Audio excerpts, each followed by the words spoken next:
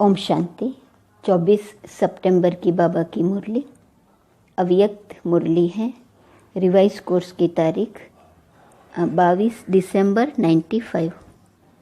सर्व प्राप्ति संपन्न जीवन की विशेषता है अप्रसन्नता मुक्त और प्रसन्नता युक्त।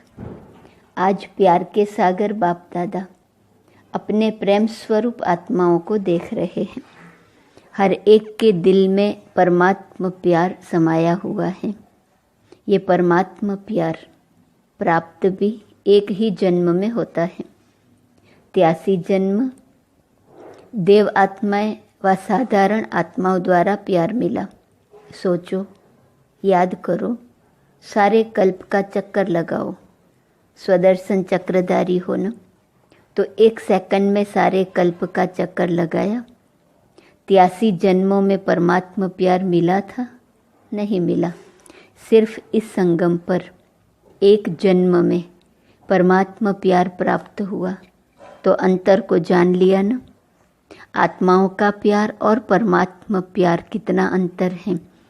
साधारण आत्माओं का प्यार कहाँ ले गया, क्या प्राप्त कराया, अनुभव है ना। और परमात्मा प्यार कहाँ ले जाता, अपने स्वीट होम और स्वीट राजधानी में। आत्म प्यार राज्य भाग्य गंवाता है और परमात्मा प्यार राज्य भाग्य दिलाता है, और इसी जन्म में। ऐसे नहीं कि सिर्फ भविष्य के आधार पर चल रहे हो, नहीं, डायरेक्ट परमात्मा प्राप्ति तो अब है। वर्तमान के आगे भविष्य भी कुछ नहीं है। आप लोग गीत गाते हो ना कि स्वर्ग में क्या होगा और क्या नहीं होगा, और अभी का गीत क्या है, जो पाना था वो पा लिया, वह पाना है पा लिया, पांडवों ने पा लिया। गोपियों का तो गायन है ही, इस समय का गायन है कि अप्राप्त नहीं कोई वस्तु ब्राह्मणों के खजाने में, देवताओं के खजाने में नहीं, ब्राह्मणों के खजाने में। तो अभी ब्राह्मण हो ना, तो अनुभव करते हो कि अप्राप्त नहीं कोई वस्तु, और ये प्राप्तियां अविनाशी हैं, अल्पकाल की नहीं हैं। तो जिसको सर्व प्राप्तियां हैं उसके जीवन में क्या विशेषता होंगी, सब प्राप्तियां हैं, एक भी कम नहीं है। तो उसके चलन और चेहरे में क्या विशेषता दिखाई देंगी, सदा प्रसन्नता। कुछ भी हो जाए लेकिन सर्व प्राप्तिवान अपनी प्रसन्नता छोड़ नहीं सकता। अप्रसन्नता कभी भी होती है तो चेक करो कि अप्राप्ति का अनुभव होता है या सर्व प्राप्तियों का। आज बाप दादा ने बहुत ही सेवा केंद्र और उप सेवा केंद्र देखे। विदेश में नहीं, देश में सेवा केंद्र देखे। सेवा केंद्र में विशेष तो सेवाधारी हैं, तो आज चक्कर लगाते हुए सेवाधारी और सेवा स्थान दोनों देखे। हर एक स्थान में, चाहे छोटे चाहे बड़े, सभी में चेक किया कि सेवाधारी तन से, मन से, धन से और सेवा के संबंध संपर्क से कितने प्रसन्न हैं। क्योंकि विशेष तो यही बातें हैं ना। तो क्या देखा, तन तो सबके पुराने है ही, चाहे जवान है चाहे बड़े हैं, छोटे और ही बड़ों से भी कहाँ कहाँ कमज़ोर हैं। चाहे बीमारी बड़ी है, लेकिन बीमारी की महसूसता है कि मैं कमज़ोर हूँ, मैं बीमार हूँ, ये बीमारी को बढ़ा देती है। क्योंकि तन का प्रभाव मन पर आ गया तो डबल बीमार हो गए। तन और मन दोनों से डबल बीमार होने के कारण बार बार सोल कॉन्शियस के बजाय बीमारी कॉन्शियस हो जाते हैं। तो क्या देखा कि तन से तो मेजॉरिटी बीमार कहो या हिसाब किताब चुकतू करना कहो कर रहे हैं, लेकिन 50% डबल बीमार और 50% सिंगल बीमार हैं। बाकी होना क्या चाहिए, कभी भी मन में बीमारी का संकल्प नहीं लाना चाहिए, मैं बीमार हूँ, मैं बीमार हूँ। लेकिन होता क्या है, ये पाठ पक्का हो जाता है कि मैं बीमार हूँ। कभी कभी किसी समय बीमार होते नहीं हैं, लेकिन मन में खुशी नहीं है तो बहाना करेंगे कि मेरे कमर में दर्द है, क्योंकि मेजॉरिटी का या तो टांग दर्द या कमर दर्द होता है।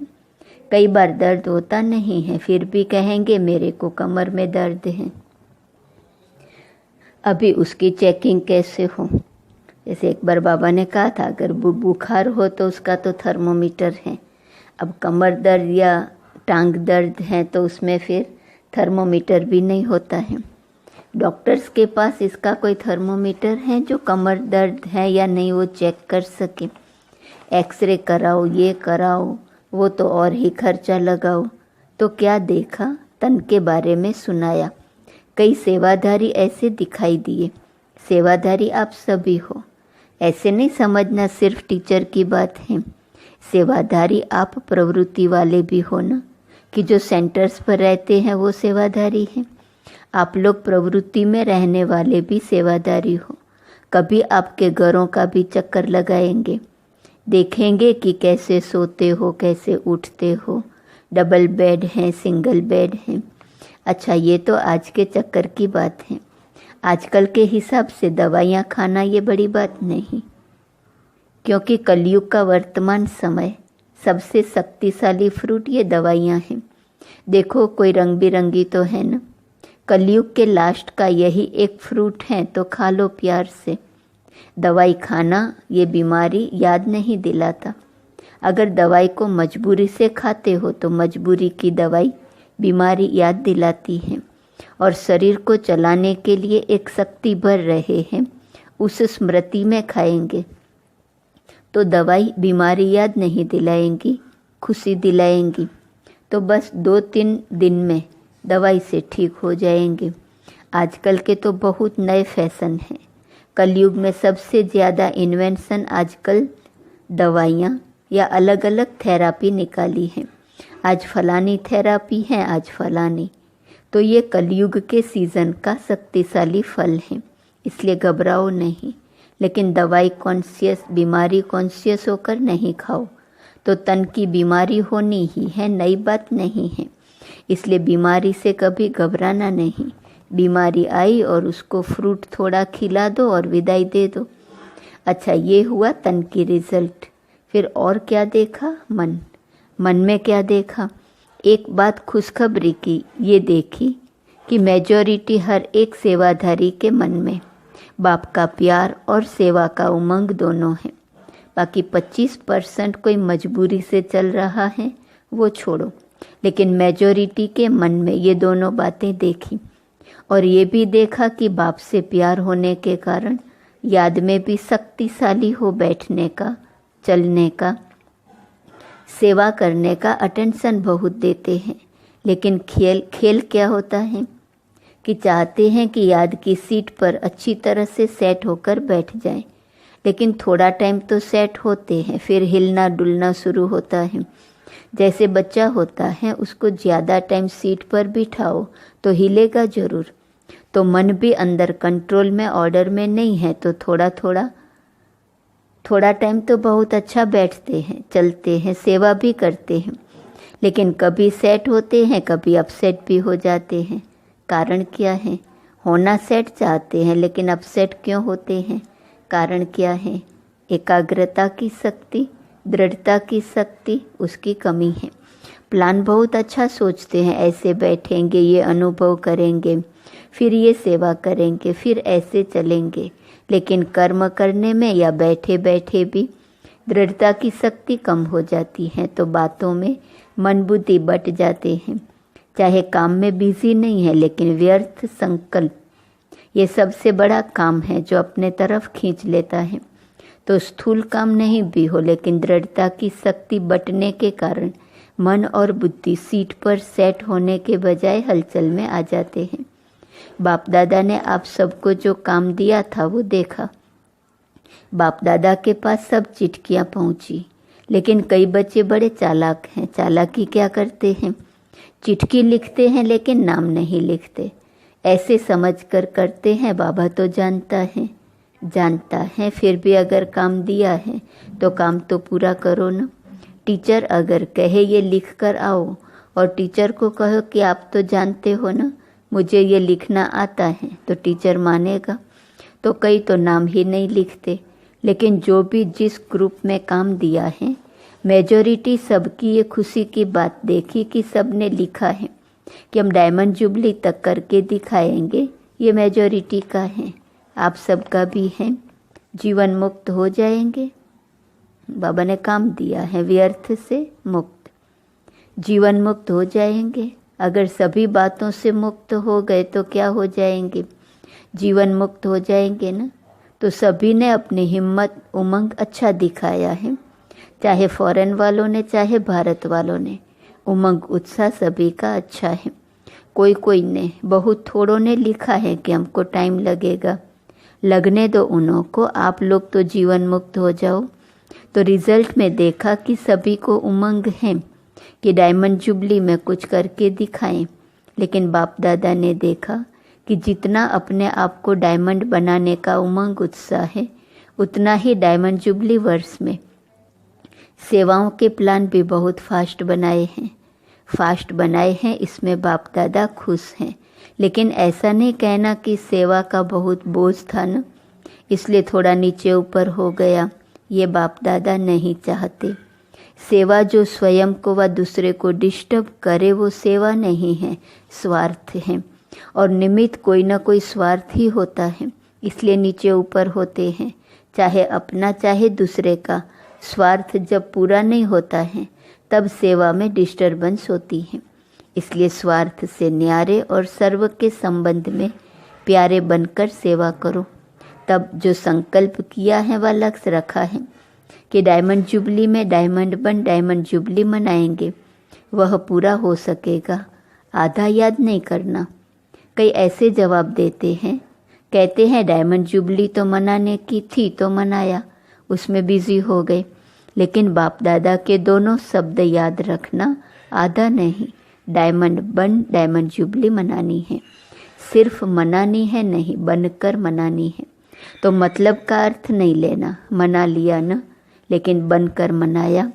बनकर के मनाना यह है डायमंड जुबली का लक्ष्य। तो आधा लक्ष्य नहीं पूरा करना, डबल है बनना और मनाना। सिर्फ बनना नहीं, सिर्फ मनाना नहीं, दोनों साथ साथ हो।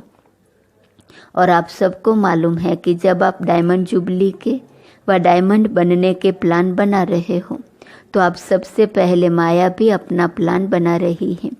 इसलिए ये नहीं कहना क्या करें, बाबा हिम्मत कम हो गई, माया बहुत तेज है, माया को अपने पास रखो। राज्य आप करेंगे और माया को बाप संभाले। राज्य तो आपको करना है ना। माया जीत जगत जीत बनता है, तो माया के जीतने के बिना जगत जीत कैसे बनेंगे? इसलिए चारों ओर अटेंशन प्लीज़। समझा? अच्छा, चक्कर का आधा सुनाया, आधा फिर सुनाएंगे। सेंटर कोई कोई तो बहुत अच्छे सजे सजाए और कोई सिंपल तो कोई बहुत रॉयल, कोई बीच के भी थे। ज़्यादा है जो समझते हैं कि रॉयल लगे, कोई वीआईपी आवे तो उसको लगे कि सेंटर अच्छा है। लेकिन ब्राह्मणों का आदि से अब तक का नियम है कि न बिल्कुल सादा हो न बहुत रॉयल हो, बीच का होना चाहिए। ब्रह्मा ने तो बहुत साधारण देखा और रहा, लेकिन अभी साधन है, साधन देने वाले भी हैं। फिर भी कोई कार्य करो तो बीच का करो। ऐसा भी कोई ना कहे कि यह क्या लगा दिया है पता नहीं, और न कोई कहे कि ये तो अभी राजा ही ठाठ हो गया है। तो आज का पाठ क्या है? मुक्त तो सबसे हो गए ना, सबसे मुक्त होने की प्रतिज्ञा हो गई ना। पक्की है या घर जाएंगे तो कहेंगे कि मुश्किल है, पक्का रहना। माया को डायमंड जुबली में मजा चखा कर दिखाओ। मास्टर सर्वशक्तिवान हो, कम तो नहीं हो। अच्छा, डबल फॉरेनर्स भी बहुत आए हैं। स्थापना के कार्य भी डबल शोभा है। स्थापना के कार्य की डबल शोभा, डबल विदेशी है। बाप दादा जानते हैं कि कितने मेहनत से, युक्ति से यहाँ पहुँचते हैं। अगर लगन कम हो तो पहुँचना भी मुश्किल लगे। एक तरफ बाप दादा सुनते हैं कि मनी डाउन हो गई है, और दूसरे साल देखते हैं तो और भी विदेशी ज़्यादा आ गए हैं। तो ये हिम्मत है। रसिया का ग्रुप भी आया है ना। रसिया वालों ने टिकट कहाँ से लाई? इनों की कहानियाँ बहुत अच्छी सुनने वाली हैं। टिकट कैसे इकट्ठी करते हैं उसकी कहानी बहुत अच्छी है। ये तो सब होना ही है, जब है ही कागज, पेपर ही तो है, चाहे डॉलर हो चाहे पाउंड, है तो पेपर ही। तो पेपर कहाँ तक चलेगा? सोने का मूल्य है, हीरे का मूल्य है, पेपर का क्या है? मनी डाउन तो होनी ही है, और आपकी मनी सबसे ज़्यादा मूल्यवान है। जैसे शुरू में अखबार में डलवाया था ना कि ओमनली रिचेस्ट इन द वर्ल्ड, कमाई का साधन कुछ नहीं था। ब्रह्मा बाप के साथ 1-2 समर्पण हुए और अखबार में डाला रिचेस्ट इन द वर्ल्ड। तो अभी भी जब चारों ओर ये स्थूल हलचल होंगी, फिर आपको अखबार में नहीं डालना पड़ेगा, आपके पास अखबार वाले आएंगे और खुद ही डालेंगे। टीवी में दिखाएंगे कि Brahma Kumari richest in the world, क्योंकि आपके चेहरे चमकते रहेंगे कुछ भी हो जाए। दिन में खाने की रोटी भी नहीं मिले तो भी आपके चेहरे चमकते रहेंगे। तो चारों ओर होगा दुख और आप खुशी में नाचते रहेंगे। इसी को ही कहते हैं मिरुआ मौत मलू का शिकार। इसलिए बाप दादा ने आज कहा कि ब्राह्मण जो सच्चे हैं, ब्राह्मण जीवन में श्रेष्ठ जीवन के लक्ष्य वाले हैं, उसकी विशेषता है प्रसन्नता। चाहे कोई गाली भी दे रहे हो तो भी आपके चेहरे पर दुख की लहर नहीं आनी चाहिए। प्रसन्न चित्त। गाली देने वाला भी थक जाएगा, हो सकता है। यह नहीं कि उसने 1 घंटा बोला, मैंने सिर्फ 1 सेकंड बोला। सेकंड भी बोला या सोचा, शकल पर अप्रसन्नता आई तो फेल हो गए। इतना सहन किया ना, 1 घंटा सहन किया, फिर गुब्बारे से गैस निकल गई। तो गैस वाले गुब्बारे नहीं बनना, और चाहिए ही क्या? बाप मिला सब कुछ मिला, गीत तो यही गाते हो ना। तो ऐसे टाइम पर ऐसी ऐसी बातें याद करो तो चेहरा नहीं बदलेगा। ऐसे नहीं उसके आगे जोर शोर से हंसने लग जाओ तो वो और ही गर्म हो जाए। प्रसन्नता अर्थात आत्मिक मुस्कुराहट, बाहर की नहीं, आत्मिक।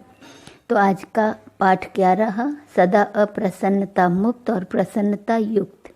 डबल समझा? अच्छा, चारों ओर के बाप दादा के प्रेम स्वरूप आत्माओं को, सदा स्वयं को अप्रसन्नता से मुक्त करने वाले तीव्र पुरुषार्थी आत्माओं को, सदा याद और सेवा के बैलेंस द्वारा सेवा की सफलता पाने वाले भाग्यवान आत्माओं को, सदा बाप को प्रत्यक्ष करने के उमंग उत्साह में रहने वाले देश विदेश दोनों के सर्व बच्चों को, बाप को अपनी खुशखबरी लिखने वाले, अपनी सेवा का उमंग रखने वाले, ऐसे बाप के सदा स्नेही और समीप बच्चों को बाप दादा का याद, प्यार और नमस्ते।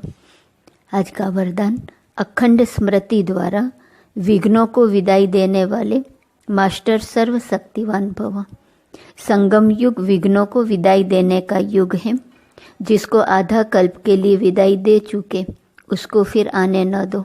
सदा याद रखो, हम विजयी रत्न हैं, मास्टर सर्वशक्तिवान है। यह स्मृति अखंड रहे तो शक्तिशाली आत्मा के सामने माया का विघ्न आ नहीं सकता। विघ्न आया फिर मिटाया तो अखंड अटल नहीं कहेंगे। इसलिए सदा शब्द पर अटेंशन दो। सदा याद में रहने से सदा निर्विघ्न रहेंगे और विजय का नगाड़ा बजता रहेगा। स्लोगन: ईश्वरीय सेवा में खुद को ऑफर करना ही बाप दादा की आफरीन लेना है। आज का स्वमान है, मैं विजयी रत्न हूँ। अव्यक्त इशारे की पॉइंट है 24 सितंबर। जैसे गायन है कि पांडव अंत समय में ऊंची पहाड़ी पर गल गए, अर्थात स्वयं देह अभिमान व दुख की दुनिया के प्रभाव से परे ऊंची स्थिति में स्थित हो गए। ऐसे आप बच्चे अपनी ऊंची स्थिति में स्थित हो, नीचे रहने वालों का साक्षी हो, खेल देखो तो सभी समस्याएं समाधान स्वरूप में परिवर्तित हो जाएंगी। क्या होगा, कैसे होगा, हमारा क्या होगा, ऐसे किसी भी प्रकार के प्रश्नों की हलचल नहीं होगी। ऐसी स्थिति में रहने वाले विजयी रत्न बन जाते हैं। ओम शांति।